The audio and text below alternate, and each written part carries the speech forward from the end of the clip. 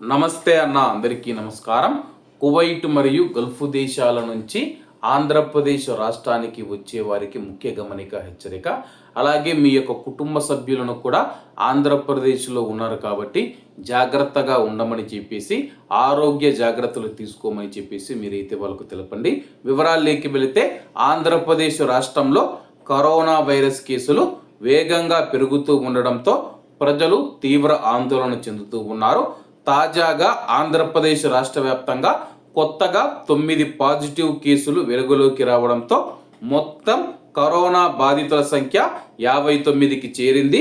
విశాఖపట్నం జిల్లాలోని కేసులు రాగా, అలాగే అనకాపల్లి, విజయనగరం, నెల్లూరు జిల్లాలలో ఒక్కొక్క కేసు నమోదయ్యింది. అలాగే ఆరోగ్య శాఖ అందించిన వివరాల ప్రకారం ప్రస్తుతం ఆంధ్రప్రదేశ్ రాష్ట్రంలోని 15 జిల్లాలలో ఈ కరోనా మహమ్మారి వ్యాపించింది. ఇప్పటి వరకు 531 మందికి వైద్య పరీక్షలు చేయగా, అత్యధికంగా విశాఖపట్నం, రాజమండ్రి ప్రాంతాలలో 18 కేసులు నమోదయ్యాయి.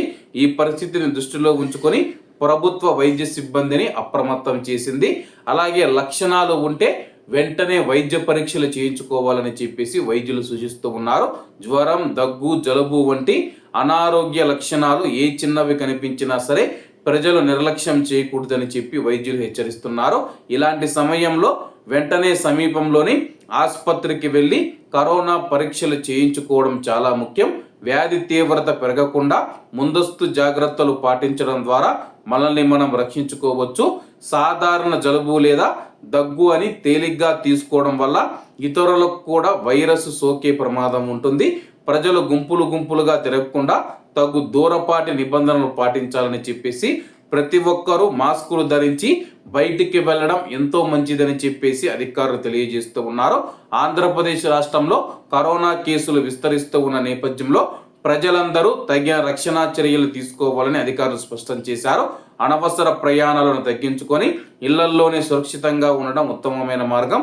ఆరోగ్య శాఖ ఎప్పటికప్పుడు పరిస్థితిని సమీక్షిస్తూ తగిన వైద్య సేవలు అందిస్తూ ఉంది.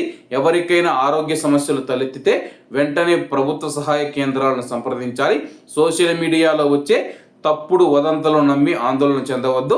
అందరి సహకారంతో మాత్రమే ఈ వైరస్ వ్యాప్తిని సమర్థవంతంగా అరికట్టవచ్చని చెప్పేసి అధికారులు తెలుపుతూ ఉన్నారు. కాబట్టి కువైట్ మరియు గల్ఫ్ దేశాల నుంచి వచ్చేవారు కూడా ఆరోగ్యానికి సంబంధించి, కరోనాకు సంబంధించి తగినన్ని జాగ్రత్తలు తీసుకోండి. కాబట్టి అందరూ బాగుండాలి, అందులో మనం ఉండాలి. అందరికీ నమస్తే అన్న, జై హింద్.